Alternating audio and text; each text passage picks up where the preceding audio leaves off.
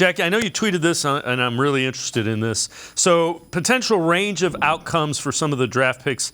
This one's Siaki Ika. Best case scenario, he's 80% of Vita Vea from the Buccaneers.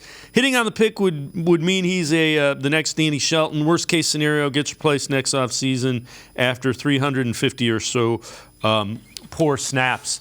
When you look at Ika, again, I saw the way that Jim Schwartz interacted with him, and I was like, well, if Jim Schwartz wants him in this offense, or defense rather, I can get behind that. I was a little concerned about Ika when he was connected with the Browns. Take me through how you came through, the Danny Shelton and Vita Vea comps. Yeah, so I kind of thought, well, let's almost set the three ends. The worst case scenario is the guy is horrendous and already been cut by the start of camp. So I didn't go quite to that level of worse.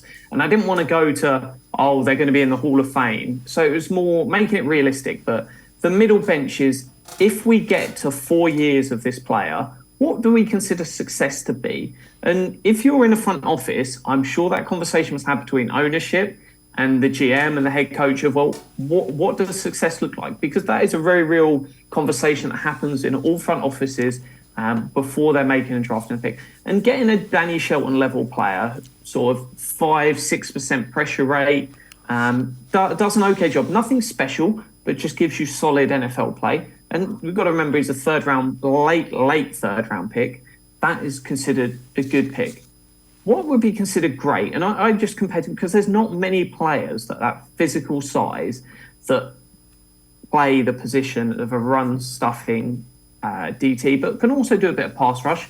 And he has been undersold with a lot of the media narrative that he's just a run stuffer. He can actually do a bit more than that. So I compared all the stuff he done in college, and what we see is college stats for about 80% of Vita Vea.